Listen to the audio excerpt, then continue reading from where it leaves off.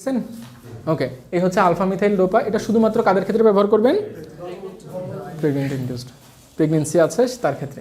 ওকে, এই হচ্ছে হাইপারটেনশনের প্রাথমিক ব্যবস্থা। এখন আসেন, হাইপারটেনশন না হয় আপনি ম্যানেজ করে ফেললেন, উচ্চ রক্তচাপ, এবং উচ্চ রক্তচাপের সাথে কখনোই স্যালাইন খাওয়াইতে যাবেন না, তাহলে কিন্তু পেশেন্টের অবস্থা খারাপ হয়ে যাবে। বুঝাইতে পারছেন? কোনো ধরনের কোনো স্যালাইন দেয়াই যাবে না। যদি দেন তাহলে পেশেন্টের সমস্যা হবে, খুব ভালো সমস্যা হবে। ওকে, এখন আসেন হচ্ছে, এটা গেল হাইপারটেনশন। এরপরে কি আছে আপনাদের টপিকস?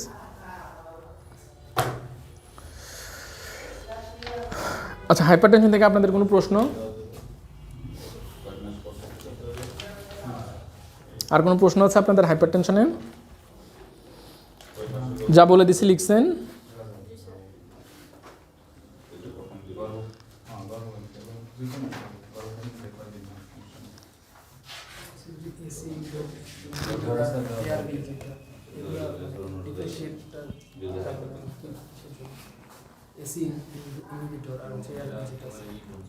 এগুলো হচ্ছে জেনেরিক আর কি, স্পেসিফিক কোনো মানে ইয়ার উপরে ডিপেন্ড করে জিনিসগুলো ডিফারেন্ট হবে নাকি আমি যে কোনোটা ইচ্ছা মতো দিতে পারবো? না, আপনারা দিবেন এটা, ওই যে যেটি কম্বিনেশন বলে দিলাম, এতটুকুই আপনারা দিবেন না। এর বাইরে যেতে হলে ওই যে তাকে অবজারভেশনে রাখতে হবে, অবজারভেশন করে টেস্ট করায় তারপরে ওইগুলোতে ঢুকতে হবে। হ্যাঁ, এটার এই যে এটা দিয়ে দিবেন। ও, ঘুমের সমস্যা। আচ্ছা আচ্ছা, ঘুমের সমস্যা যদি কোনো প্রেগনেন্ট ফিমেলের হয় যাতে তার ঘুম হচ্ছে না, তারা কি করবে? যখন ঘুমাবে তাদের মিলটা নিয়ে নিবে, তারা মিল যে কোনো সময় নিল সেটাও ধরে নিলাম, কিন্তু খাবার পরে বা ঘুমের আগে তারা 10 থেকে 15 মিনিট নন স্টপ একটু হাঁটাহাঁটি করবে। এতে কি হবে? তার বডিটা একটু ক্লান্ত হবে, তারপরে সে একটু পানি খাবে, অল্প পরিমাণে পানি খেয়ে সে ঘুমের চেষ্টা করবে। আশা করা যায় তার ঘুম চলে আসার কথা। ঠিক আছে, তারপরেও যদি তার কোনো রিকভারি না হয় তাহলে তাকে অবশ্যই একজন কোনো রেজিস্টার্ড মেডিকেল অফিসারের কাছে যেতে হবে, কিছু টেস্ট করাবে, যদি কন্ডিশন বুঝে তখন তাকে দেওয়ার চিন্তা ভাবনা করা যেতে পারে। ঠিক আছে, এছাড়া হবে না আর। হ্যাঁ, এক্সারসাইজ থেকে শুরু করে যা আছে সব করতে পারে, কিন্তু কোনো ঔষধ নেওয়া যাবে না। আচ্ছা, ঠিক আছে। এখন আসেন হচ্ছে আপনাদের আছে ডাইউরেটিক ড্রাগ, ডাইউরেটিক্স। হ্যাঁ,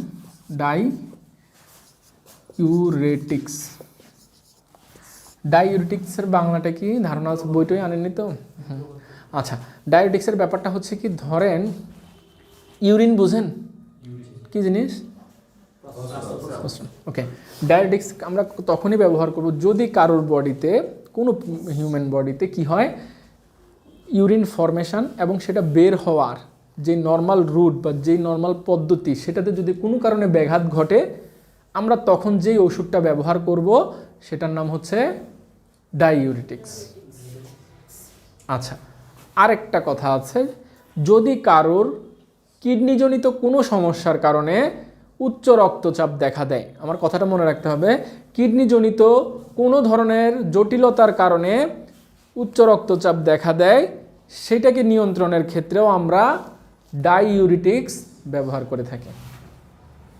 3 নম্বর পয়েন্ট হচ্ছে, যাদের ইউরিনেশনটা ক্লিয়ার হয় না, ক্লিয়ার মানে বুঝছেন, অনেকেরই থাকে, সেটা হতে পারে মেল, সেটা হতে পারে ফিমেল, যে সে ইউরিনেশনে যাচ্ছে বা মিকচুরেশনে যাচ্ছে, যাওয়ার পরে কি হচ্ছে, তার এটা ক্লিয়ার হচ্ছে না, সে যখন চলে আসতেছে কিছু সময় পর 1 ফোঁটা 2 ফোঁটা করে তার আবার ড্রিবলিং অফ ইউরিন, যেটাকে আমরা বলে থাকি আর কি, ড্রিবলিং অফ ইউরিন হচ্ছে, তখন ওই সমস্যাটাকে ক্লিয়ার করার জন্য আমরা এই ডাইউরেটিক্সগুলোকে ব্যবহার করে থাকি। বুঝতে পারছেন এই ডাইউরেটিক্স ব্যাপারটা কি? বলতে পারবেন এবার? মনে থাকবে না? কোনো ডাউট আছে? বুঝতে পারেন না এমন কোনো কিছু? এজন্য বলছি, আপনারা যদি আপনাদের সুবিধার্থে বইটা নিয়ে আসতেন তাহলে আপনাদের চোখ বুলাইতে সুবিধা হতো। আচ্ছা, কোনটা? আচ্ছা, লাস্টেরটা কি বললাম যেন?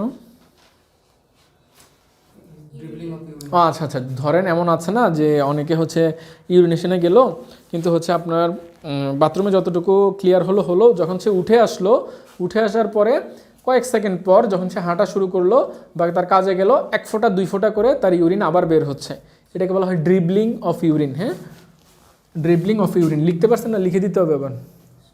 আচ্ছা, ড্রিবলিং অফ ইউরিন এটা যদি থাকে, এটা খুব প্যাথেটিক একটা ব্যাপার না? বলেন আপনি হাঁটতেছেন বা তাহলে আপনার আবার ইউরিন বের হচ্ছে, এটা তো খুব প্যাথেটিক একটা ব্যাপার। তো সেই ক্ষেত্রে আমরা ডায়োটিক্স ব্যবহার করি। এখন ডায়োটিক্সের মধ্যে কি কি আছে? অনেকগুলো আছে ডায়োটিক্স, হ্যাঁ অনেক সংখ্যায় আছে, কিন্তু একটু আগে যে একটা নাম বলে দিলাম,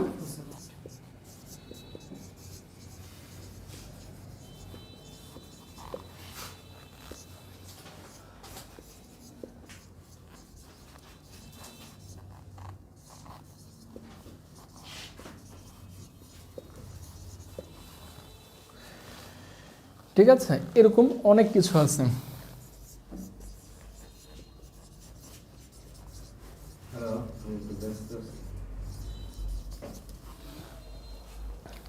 এরকম অনেকগুলোই আছে। এখন আমরা ম্যাক্সিমাম টাইম ব্যবহার করে থাকি ফিউরোসেমাইড বা ফ্রুসেমাইড। এখন আপনারাও এটার মধ্যেই সীমাবদ্ধ থাকার চেষ্টা করবেন, কারণ অন্যগুলোতে যেতে হলে তাকে টেস্টে যেতে হবে, আলট্রাসোনোগ্রাফিতে যেতে হবে, দেন সিমটোমেটিক্যালি যার ক্ষেত্রে যেটা প্রয়োজন হয় সেটা দেয়া হয়।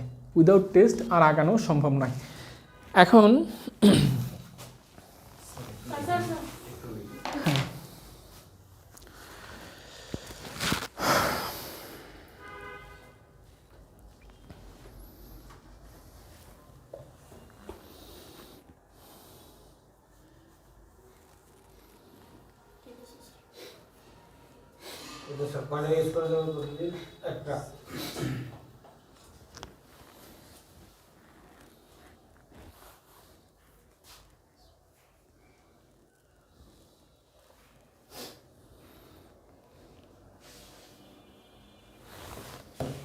আচ্ছা, লিখছেন কোনটা? হ্যাঁ হ্যাঁ বলে দিচ্ছি। আচ্ছা, এখন আসেন এই ফিউরোসেমাইডের কী হয়। হ্যাঁ, ফিউরোসেমাইড হচ্ছে 40 মিলিগ্রামের, দেখবেন আপনার যদি কারোর ফার্মেসি থাকে বা কিছু 40 মিলিগ্রামের ফর্মুলেশন পাওয়া যায়। কেমন? এটাকে আপনি according to patient single dose or 2 Times daily, single dose or 2 Times daily, majority হচ্ছে সিঙ্গেল ডোজ অনলি ব্যবহার করা হয়, তবে পেশেন্টের কন্ডিশন অনুযায়ী এটাকে সেকেন্ড টাইমও ব্যবহার করা যেতে পারে। কেমন? ওকে, এখন তাইলে বুঝতে পারলেন, যদি কোনো পেশেন্ট কখনো এসে আপনাকে বলে যে আমার ইউরিনটা ক্লিয়ার হচ্ছে না বা হচ্ছে আমার পেশাব আটকে থাকে, এই ধরনের কোনো কথা বলে, যদি তার আদারওয়াইজ কোনো ইনফেকশন না থাকে ও কোনো ইয়ে না থাকে, তার ক্ষেত্রে ফিউরোসেমাইড বা ফ্রুসেমাইড যেটাই উচ্চারণ করেন এটা দেয়া যেতে পারে। ঠিক আছে, ওকে। এখন এটা ব্যবহার করার পরেও ধরেন এটা কতদিন পর্যন্ত সে ব্যবহার করতে পারে, ধরেন 7 ডেজই ব্যবহার করলো, সে 7 ডেজ ব্যবহার করার পরেও তার কোনো রিকভার হচ্ছে না বা তার সমস্যা পরিবর্তন হচ্ছে না, তখন আর আপনারা এটাকে হোল্ড করে রাখবেন না, ছেড়ে দিবেন। বুঝতে পারছেন? ওকে।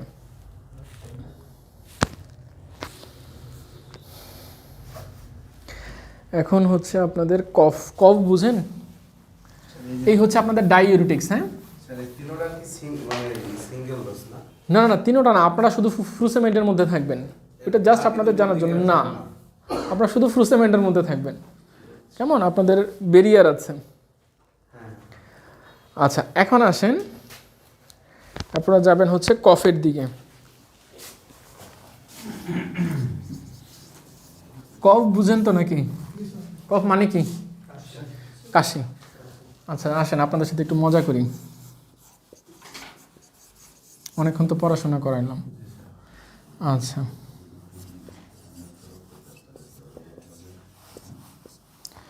আচ্ছা, হ্যাঁ সবাই উত্তর দেওয়ার দরকার নাই। আপনি বলেন তো, ব্যাগের সাথে যিনি বসে আছেন, এই উপরেরটার মানে কি? আচ্ছা, এটা কয়টা আছে আপনার বডিতে? আপনি উত্তর দেন তো শুধু। আপনার বডিতে একটা আছে। আপনার বডিতে এটা কয়টা আছে? আপনারও একটা আছে।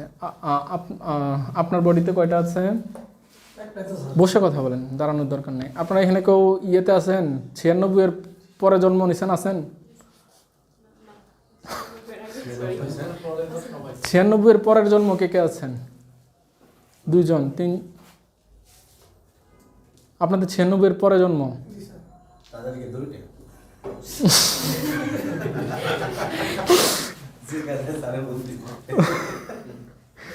আচ্ছা ঠিক আছে, না ওই দাঁড়ানোর ব্যাপার নিব। আচ্ছা আপনাদের হচ্ছে একটা করে আছে। আচ্ছা আপনার কয়টা আছে ভাই? আপনারও একটা আছে। আপনার, আচ্ছা এটা উচ্চারণ করেন তো। হ্যাঁ বলেন। U uterus. তো এটা তো মানে ভয় পাওয়ার কিছু নাই ভাই, আপনি যা আমি তাই। আমি একটা কোর্স করছি, আপনি এটা করেন নাই, এখানে এত প্যানিক হওয়ার কিছু নাই। হ্যাঁ, এত ভয় পাওয়ার কিছু নাই। আপনি ভুল বললে আমি এটা শুধরে দিব। এটা কি বললেন? ইউটেরাস। আপনাদের সবার কাছে একটা করে আছে। এটার বাংলা বুঝেন? আপনাদের অ্যানাটমি শেষ না? ফিজিওলজি শেষ না? ওকে, এটার বাংলা কি বলেন তো? মূত্রথলি। আপনার কয়টা আছে? আপনারও একটা আছে। আচ্ছা ঠিক আছে, এটা কি বলেন তো? ওকে, এখন আপনি বলেন তো আপনার কয়টা আছে? যাকে জিজ্ঞাসা করি সেই বলবেন আপনার কয়টা আছে। বসে কথা বলেন। এখন মনে নাই? এই যে আপনি বলেন তো, ব্লু টি শার্ট, আপনিও জানেন না? আপনি বলেন তো। আমার তো আজকে দুইটা ক্লাস না, এটা আছে কি না আপনার? আচ্ছা শোনেন আপনারা, আচ্ছা এটা একটু বন্ধ করেন, বন্ধ করেন। মেডিকেল টার্ম কি এটা যদি না জানেন তাহলে ভাই হবে না। ফুসফুসের মেডিকেল টার্মে এটাকে কি বলা হয় এটা জানতে হবে আপনাকে। কিডনিকে মেডিকেল টার্মে কি বলা হয় এটাকে জানতে হবে আপনাকে। মূত্রনালী কোনটা, মূত্রথলি কোনটা, এটার মেডিকেল টার্মের নাম কি, অন্ততপক্ষে এগুলো আপনাদেরকে জানতে হবে। হ্যাঁ চলে আসেন। যদি আপনারা এগুলো না জানেন ব্যাপারটা কী হবে জানেন? আপনারাই যখন কাজ করতে যাবেন, আপনারাই যখন প্রফেশনাল লাইফে যাবেন, তখন আপনারাই লজ্জা পাবেন। আজকে না হয় আমি বলে দিলাম, আমি সবসময় ধরাই দিলাম, কিন্তু এই জিনিসগুলো জানতে হবে। একজন যদি জিজ্ঞাসা করে আচ্ছা আমার ইউটেরাসের সমস্যা, এখন আপনি তো ধরতেই পারতেছেন না ইউটেরাস জিনিসটা কি, তাইলে সমস্যা আর বুঝবেন কোথায়? ধরেন আপনারা বিয়ে শাদী করছেন, এখন ওয়াইফ যদি বলে আমার ইউটেরাসের সমস্যা, আপনি এই কোর্স করে যে যদি ইউটেরাসের অর্থ না বুঝেন তাহলে আর সেটার তো আরও বড় সমস্যা। বলেন সবার কাছে যেমন তো মনে, ওয়াইফের কাছে লজ্জা পেলে তো কেমন? আচ্ছা একদমই। আচ্ছা ঠিক আছে, হ্যাঁ একটু নামগুলো জানবেন। যেমন ইউটেরাসের বাংলাটা কি? জরায়ু। কয়টা থাকবে? একটাই থাকবে, কারণ এটা ফিমেল বডি ছাড়া আর কারোর থাকে না। এমন একটা অর্গানের নাম বলেন তো যেটা শুধু মেল বডিতে থাকে, ফিমেলে থাকে না, এমন একটা বডি পার্টসের নাম বলেন তো। বলেন টেস্টিস। আর আরেকটা আছে যেটা আমরা বলে থাকি, সেটা হচ্ছে প্রোস্টেট। প্রোস্টেট এটা শুধুমাত্র কাদের থাকবে? মেলদের ক্ষেত্রে থাকবে, এবং এটা মেলদের জন্য খুবই সেন্সিটিভ একটা এরিয়া। কেননা এটা দেখবেন যেসব মেলদের একটু আগে বললাম না যে ড্রিবলিং অফ ইউরিন হয়, 1 ফোঁটা 2 ফোঁটা করে ইউরিন বের হয়, ক্লিয়ার হয় না, তাদের ক্ষেত্রে দেখা যায় এই প্রোস্টেটটা বড় হয়ে যায়। আপনি প্যাথোলজিতে ছিলেন শুনেননি? আবার প্রোস্টেটে অনেকের ক্যান্সার হয়। প্রোস্টেটটা হ্যাঁ টিউমার হয়, আবার ক্যান্সার হয়ে যায়, এটা বড় হয়ে যায়। বড় হলে কি হয় জানেন? আপনার মূত্রনালী যেটা থাকে এটা সংকুচিত হয়ে যায়। কারণ এটা ধরেন এটা যদি মূত্রনালী হয়, 2 পাশে থাকে প্রোস্টেট, তো এখন এটা যদি বড় হয়ে যায় তাহলে এটার উপরে চাপ পড়বে না? চাপ পড়লে এটা সংকুচিত হয়ে যায়, তখন আপনার ইউরিনটা আটকে থাকে, একবারে ক্লিয়ার হয় না। তখন আপনি যখন শেষ করে আসেন তখন 1 ফোঁটা 2 ফোঁটা করে পাস আউট হয়, আর আপনার পেনিস থেকে এটা বের হতে থাকে। বুঝতে পারছেন? তখন আমরা এটা ক্লিয়ার করার জন্য কি দেই? ওই যে ফ্রুসেমাইড, একটু আগে বলে দিলাম না? এই হচ্ছে মেকানিজম। বুঝতে পারছেন? আচ্ছা ঠিক আছে, মাইন্ড করলেন এসব বলাতে? ওকে, এটা জেনেরিকটা বলেন। জেনেরিকটা বলতে পারলে আমি বলতে পারবো। আচ্ছা একটু যে ওইটা নেক্সট ক্লাসে বললেন তাইলে হবে। আচ্ছা আচ্ছা সলিফেনাডিন, টলটারোডিন, ওই যে ফ্রুসেমাইডের অল্টারনেট। সলিফেনাডিন, টলটারোডিন এগুলো সবই হচ্ছে ফ্রুসেমাইডের অল্টারনেশন। ওই যে আপনাকে বললাম না যে আপনারা হচ্ছে শুধু ফ্রুসেমাইডের মধ্যে থাকবেন, বাকি দুইটাতে যাবেন না, ওইগুলো হচ্ছে ওই জেনেরিকের। ওকে, এখন আসেন হচ্ছে এই কফের ক্ষেত্রে। কফটা হয় 2 ধরনের। কেমন হয়? 2 ধরনের। একটা হচ্ছে কি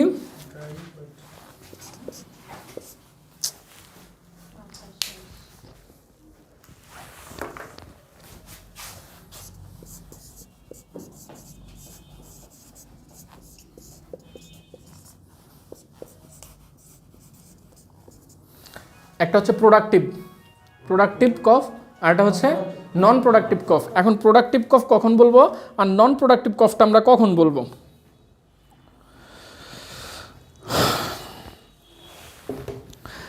আচ্ছা, এখন আসেন প্রোডাক্টিভ কফ হচ্ছে যেই কাশি দেওয়ার ফলে আপনার ভিতর থেকে কাশি দেওয়ার পরে কফ বা শ্লেষা, আমরা যেটাকে বলে থাকি শ্লেষা, মানে একটা তরল কিছু বের হয়ে চলে আসে, তখন সেটাকে আমরা বলবো প্রোডাক্টিভ কফ। আর একটা হচ্ছে কি নন প্রোডাক্টিভ কফ। নন প্রোডাক্টিভ কফের ব্যাপারটা হচ্ছে ড্রাই কফ। নন প্রোডাক্টিভ কফের আরেকটা নাম হচ্ছে কি ড্রাই কফ, মানে শুষ্ক বা শুকনো কাশি। বুঝতে পারছেন? ওকে, খুব সিম্পলি মনে রাখবেন, এটা তো ভুলে যাওয়ার কথা না, খুব 1 লাইন 2 লাইনের কথা। এখন আসেন যে এই ক্ষেত্রে আপনি কি কি ব্যবহার করতে পারেন, লিখেন। প্রোডাক্টিভ কফ হেডলাইন দেন, লিখছেন?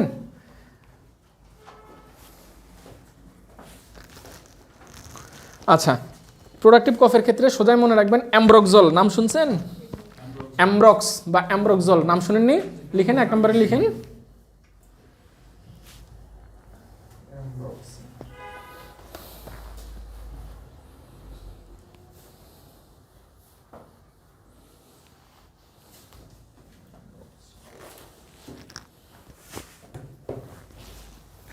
আচ্ছা, অ্যামব্রক্সল লিখছেন? আচ্ছা,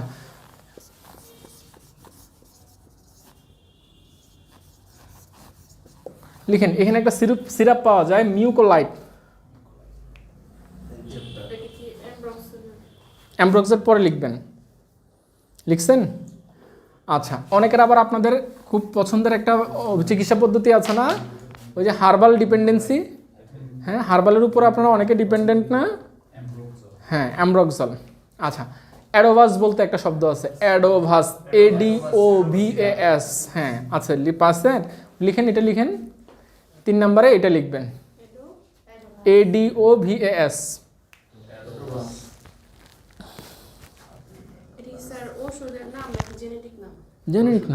জেনেরিক নাম, ওষুধের নাম একই। ওকে, আচ্ছা, এবার আসেন হচ্ছে কিছু কাশি হয় না যে একদম ফাটাবাসের মতো আওয়াজ হয়, ফাটাবাস বুঝেন? হ্যাঁ, ওইখানে ব্যবহার করা যায়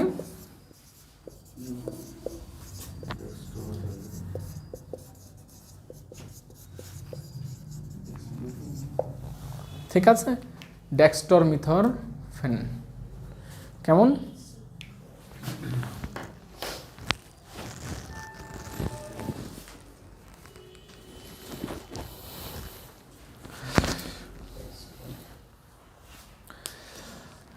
আচ্ছা, এখন আসেন, আমরা একটা কাজ করেন না যে কোনো ফার্মেসিতে গেলে দেখবেন কয়েকটা জিনিস একদম কমন দিয়ে দেয়। কাশি নিয়ে গেছেন, আপনাকে মন্টেলুকাস দিয়ে দিবে। মন্টেলুকাস তো বুঝেন? মোনাস। হ্যাঁ হ্যাঁ, একদম। মানে এটা হচ্ছে অনেকটা ফ্রি এর মতো ব্যাপার। হ্যাঁ, যে কিছু একটা জাতীয় প্রোডাক্ট, আমাদের দেশে কিছু জাতীয় প্রোডাক্ট আছে, যেমন প্যারাসিটামল, আরেকটা হচ্ছে গ্যাস্ট্রিকের বড়ি। এটা বা গ্যাস্ট্রিকের ওষুধ যেটাকে আমরা বলি ইসোমিপ্রাজল, ওমিপ্রাজল, দেখবেন মানুষ মুড়ির মতো খায়। মুড়িও এত খায় না, এগুলো যত পরিমাণে খায়। আলটিমেটলি এগুলো ক্ষতিকারক, আলটিমেটলি এটা ঠিক না। এই যে ধরেন আপনি গেলেন ফার্মেসিতে, গেলেই একটা মন্টেলুকাস ধরায় দেয়, আসলে ভাই ওর মন্টেলুকাসটার দরকার আছে কি না এটা তো বুঝতে হবে। তুমি গেলা তোমার বিল বাড়ানোর জন্য মন্টেলুকাস দিয়ে দিলা, তাহলে তো হইল না। দোকানদারের দরকার আছে। হ্যাঁ, দোকানদারের দরকার আছে, কারণ সে ব্যবসা করতে পারছে। এখন ধরেন কথার কথা, তো তাহলে যখন আপনি হসপিটালে যান, কথার কথা বলি, আপনার কথাটাই আমি বলি, যখন আপনি হসপিটালে যান তখন তাহলে ধরেন আপনার ওয়াইফ প্রেগনেন্ট, নিয়ে যান, তখন যদি হসপিটালে বলে এটা সিজার করতে হবে, তখন আবার মাথা গরম হয় কেন? তখন তো বলেন না আমারটা নর্মালেই বের করব, অমুক করব তমুক করব, বলে দেন না?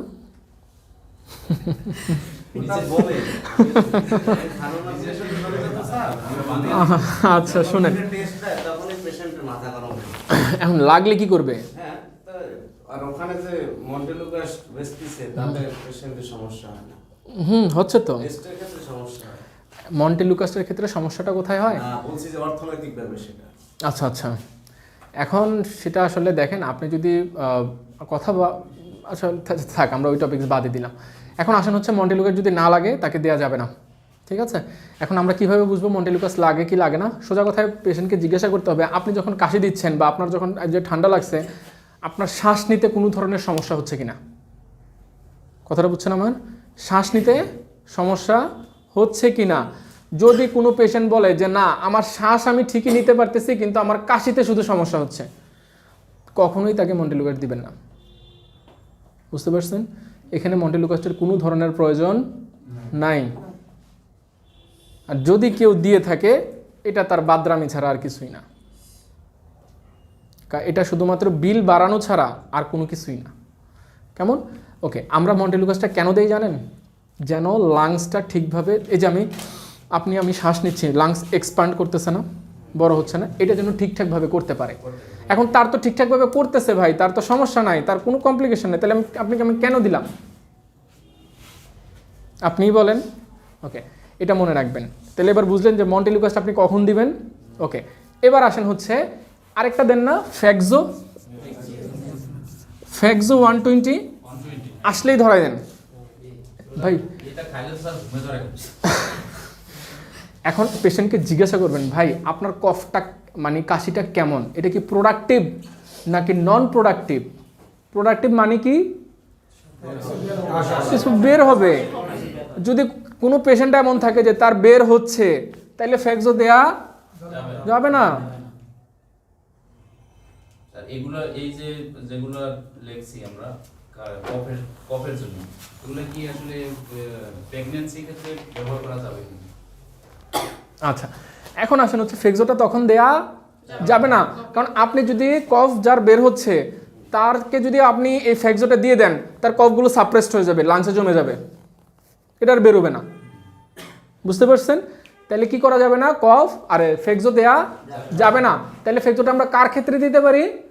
যার ক্ষেত্রে শুষ্ক কাশি, কফ বের হয় না স্যার। ফিক্সড অনেক সময় মানে নাক দিয়া পানি পড়লে, এখন দিলে তো নিষেধ করবে না, ম্যাক্সিমাম সময় তো ফিক্সড এটাই না। ঠিক আছে? এখন আসেন নাক দিয়ে পানি পড়লে ফ্যাক্সোটা দিয়ে দিচ্ছে, স্যার নাক দিয়ে পানি পড়লে ফ্যাক্সো দেওয়া যাবে না। যদি পেশেন্টের নাক দিয়ে পানি পড়ার সাথে হাঁচি থাকে তাহলে ভাই আপনি ফ্যাক্সো দিবেন। এখন নাক দিয়ে সর্দি নাক দিয়ে যখন পানি আসবে তখন আলটিমেটলি তো হাসি হবে। হবে স্যার। আমি আপনাকে বলি, নর্মালি একটা পানি পড়তেছে, এটা হচ্ছে একটা, আর স্পন্টেনিয়াসলি তার হাঁচি হচ্ছে, ধরেন 5 মিনিটের মধ্যে তার 10 বার 15 বার হাঁচি হচ্ছে, এটা তো স্বাভাবিক না। তখন আপনি এড করবেন ফ্যাক্সো। আর নাক দিয়ে নর্মালি যেটা পানি পড়তেছে সেখানে আপনি ড্রপ ব্যবহার করতে পারেন কিংবা নেজাল স্প্রে। মন্টেলুকাস তাহলে টার্পিলোকাস কি এক?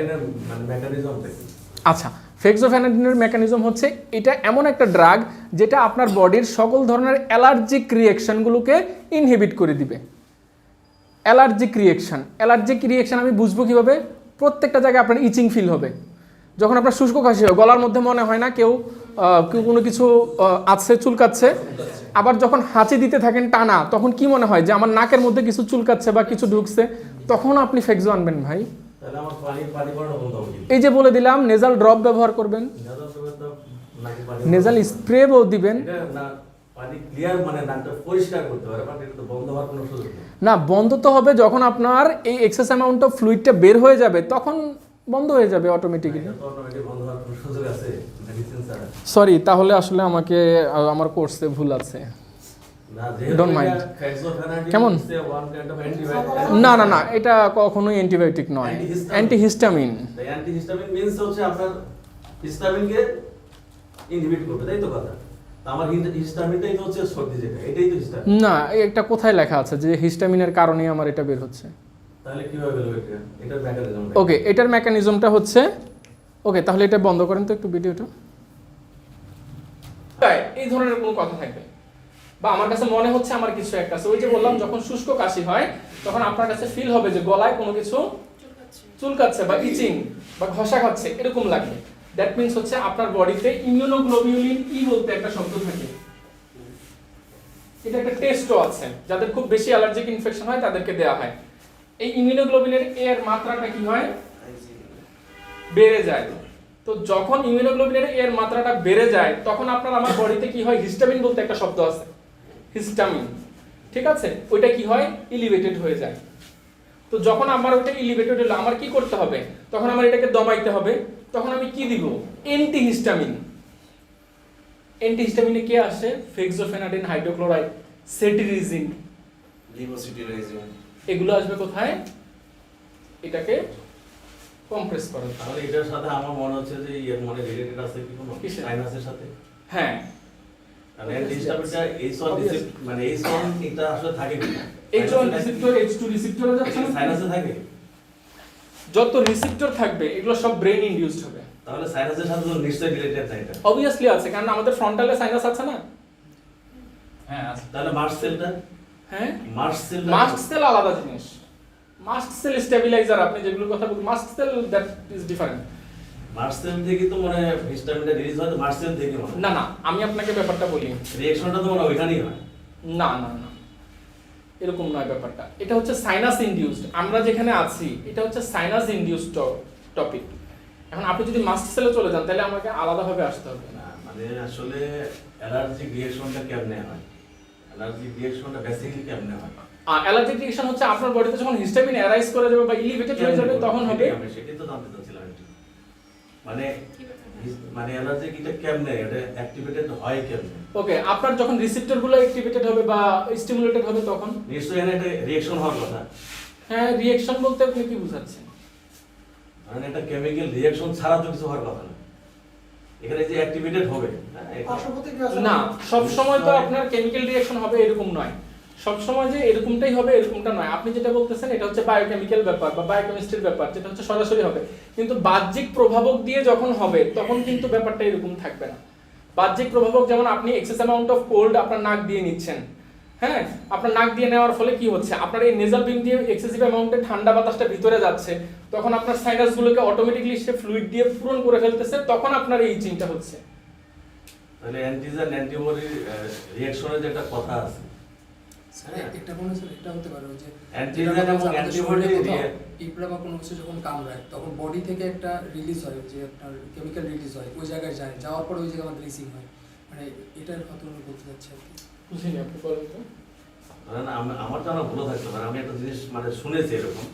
ধরেন একটা অ্যান্টিজেন এবং অ্যান্টিবডি যে রিঅ্যাকশনটা হয়, দেন মার্সেলটা অ্যাক্টিভেটেড হয়, এবং মার্সেলটা যখন অ্যাক্টিভেটেড হয় তখন থেকে ওখান থেকে হিস্টামিনটা রিলিজ হয়, এবং এই কারণেই অ্যান্টিহিস্টামিন আমরা ইউজ করি। কিন্তু এটা আপনি বললেন নরমাল ফিজিওলজিক্যাল সিস্টেম কিংবা বাহ্যিক প্রভাবক, তো এখানে নাই। বাহ্যিক প্রভাবক বুঝতে পারতেছেন, আমি বলতেছি বাহ্যিক প্রভাবক যখন চলে আসবে তখন মেকানিজম চেঞ্জ হবে। এখন ধরেন বাহ্যিকের সাথে আমি কিছু একটা ইনহেল করলাম, ঠান্ডা কিছু, this is one kind of antigen, সেটা আমার বডিতে ঢুকছে, সে গিয়ে একটা জায়গাতে ইফেক্ট করবে, সেটা অ্যান্টিবডির সাথে ইফেক্ট করলো, রিঅ্যাকশন হলো, হিস্টামিন রিলিজ হলো। ব্যাপারটা তো মনে হয় এরকমই নাকি? হতে পারে, হতে পারে হয়তো, কেমন। তবে আমি যতটুকু জানি আর কি, আমার এই এতদিন না, আমি বিষয়টা ক্লিয়ার করার জন্য একটু মানে এমবিবিএস এর এতটুকুতে আমি এসে যতটুকু জানলাম যে এইসব জায়গাগুলোতে ফেক্সোফেনাডিনটা দেওয়া যাবে না। এটা আসলে আমার চেয়ে বড় কথা হচ্ছে যারা রাইটার আছেন, বইয়ে এভাবে লেখা আছে, এবং যারা আমাদের সিনিয়র প্রফেসররা আছেন, প্রফেসররাও ঠিক একইভাবে আমাদেরকে শিখাইছেন আর কি। তো এখন বাকি যদি আপনাদের কোনো অভিজ্ঞতা থাকে সেটা আপনারা প্রয়োগ করতে পারেন। আমার কোর্স কিংবা আমার প্রফেসর কিংবা আমার শিক্ষক আমাকে এতটুকু শিখিয়েছে।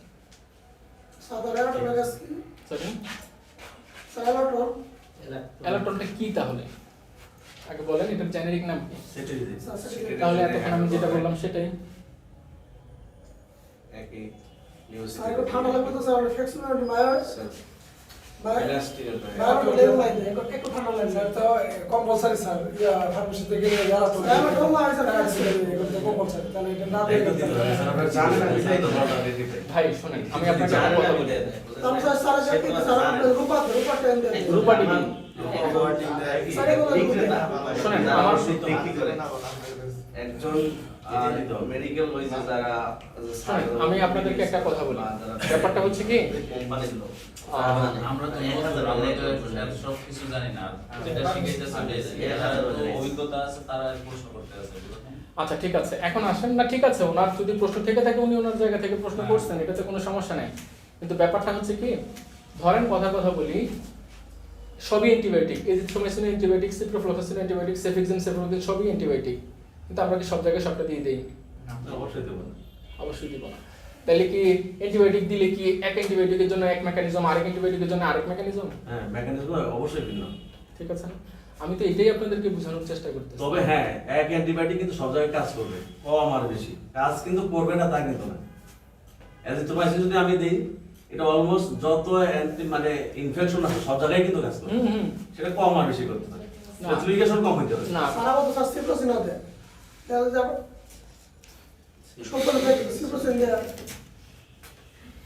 বলেন বলেন বলেন বলেন আপনার কথা শেষ করেন, বলেন। যেমন স্যার স্যার আমার গলার ব্যথা, স্যার আমার শরীরে খুব গলার ব্যথা হয়, স্যার দেখা যায় ওকে, এটা কি চালু করা?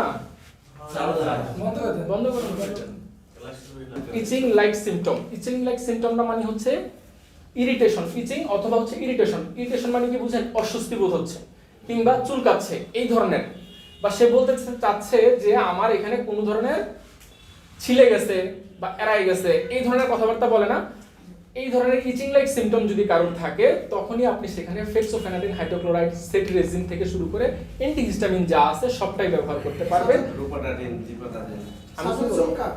ইচিং লাইক সিম্পটম, ইচিং লাইক সিম্পটম তার মানে কি ইরিটেশন হবে। ধরেন কথার কথা, আপনার নরমাল স্কিনে যদি কেউ এইভাবে আঁচড় দেয়, তাহলে আপনার যে ফিলটা হবে এই ধরনের কোনো ইরিটেশন তার থাকবে, এবং এরিয়াটা কি হবে? বাম্প থাকবে। বাম্প মানে কি জানেন? এরিয়াটা ফুলে যায়। যদি বাহ্যিক কোথাও অ্যালার্জিক রিঅ্যাকশন হয়, সেখানে র্যাশ হবে, রেডনেস হবে, মানে লাল হয়ে যাবে, অথবা কি হবে? বাম্পিং থাকবে। বাম্প মানে হচ্ছে নরমাল যে সেলগুলো আছে এগুলো ফুলে যাবে। তখন আপনি সেখানে ফেক্সোফেনাডিন থেকে শুরু করে যতগুলো অ্যান্টিহিস্টামিন আছে সেটাকে ব্যবহার করা যেতে পারে। তবে এখানে একটা কথা আছে, ফেক্সোফেনাডিনের বাইরে যেগুলো আছে, এখন দেখেন আমাদের বাংলাদেশে কিন্তু ব্যাঙের ছাতার মতো ফার্মেসি আছে। আমরা কিন্তু সোজা কথাই বলতে, আমরা জাতি হিসাবে কিন্তু বেশি একটা সভ্য না, এবং আমরা কিন্তু তৃতীয় বিশ্বের দেশ, ঠিক আছে? তো এখন প্রথম বিশ্বের কান্ট্রিতে দেখেন ওষুধ লিখে দেওয়ার পরে ফার্মাসিস্টরা ফার্মেসিতে যেয়ে ওষুধটা প্রোভাইড করে। আমাদের দেশে কিন্তু ডাক্তাররা লিখে দেয় ট্রেড নেমে, আর ফার্মেসিওয়ালা এটাকে মডিফাই করে তারপরে ওষুধটা বিক্রি করে। ধরেন যেখানে লিখে দেওয়া হয় 7 দিন, ওইখানে নেয় 2 দিন, যেখানে লিখে দেয় 3 দিন সেখানে নেয় 3 বেলা। কোর্স সম্পূর্ণ করে না। হ্যাঁ, না না, আর শোনেন ভাই, শুধুমাত্র পেশেন্টের না, ফার্মেসিওয়ালাদের অনেক সমস্যা থাকে, ঠিক আছে? ওকে, এখন আসেন, এই অভ্যস্ততাগুলোর কারণে অনেক ড্রাগগুলো আমাদের দেশের বা আমাদের দেশে পেশেন্টের বডিতে আর কাজ করে না। বুঝতে পারছেন আমার কথাটা? তো তখন দেখা যায় কাউকে ফেক্সোফেনাডিন না দিয়ে আমার কোথায় যেতে হয়? আরো নিচে নামতে হয়, সেট্রিজিনে যেতে হয়। কারোর ক্ষেত্রে এটা কাজ করে, তখন আমাকে আরেকটাতে যেতে হয়, ঠিক আছে? এই হচ্ছে ব্যাপারগুলো। তবে যদি কোনো পেশেন্ট এসে আপনার কাছে বলে যে আমার ইচিং লাইক কোনো সিম্পটম আছে, তখনই আপনি তাকে অ্যান্টিহিস্টামিন জেনেরিকের যা আছে যে কোনো একটা তাকে প্রোভাইড করতে পারবেন। শিশুদের ক্ষেত্রে কি ব্যবহার? একই জিনিস ব্যবহার করবেন, তবে মনে রাখবেন ওইটা সিরাপ হবে, ড্রপ হবে। 6 মাসের কম হলে ড্রপ, 6 মাসের বেশি হলে সিরাপ। আর যদি বাচ্চা ওষুধ গিলতে পারে তাকে ওষুধ দিবেন, কোনো সমস্যা নেই, তবে 6 মাসের নিচে নয়। তবে এখানে একটা কথা আছে, কোনো পেশেন্টকে অ্যান্টিহিস্টামিন গুলো রাত ব্যতীত অন্য বেলায় নিতে না করবেন, যদি না তার খুব বেশি সিভিয়ার কোনো ধরনের কমপ্লিকেশন থাকে। কেন এটা বললাম? কারণ ধরেন কেউ ড্রাইভার, হ্যাঁ, কেউ এমন রিস্কি প্রফেশনে আছে যে আপনি যদি তাকে দেন, তার ঘুম ঘুম লাগতেছে, সে তো সেখানে অ্যাক্সিডেন্ট করবে, ঠিক আছে? এবং এটা পেশেন্টকে বলে দিবেন যে আপনি এটা রাত ব্যতীত অন্য বেলায় নেবেন না, কারণ একটা অ্যান্টিহিস্টামিন নেওয়ার পর এটা 6 থেকে 8 ঘন্টা আপনার বডিতে ইফেক্টিভ থাকবে। তাহলে আপনি 6 থেকে 8 ঘন্টা বডিকে রেস্ট দেন একটা সময়, যেটা ঘুমের সময়। তাইলে ওইখানে ওইটা কভার আপ হয়ে যাচ্ছে। এটাই হচ্ছে বিষয়টা, ঠিক আছে? ওকে, ঠিক আছে, আপনাদের ক্লাস তাহলে আজকে এতটুকু থাকবে।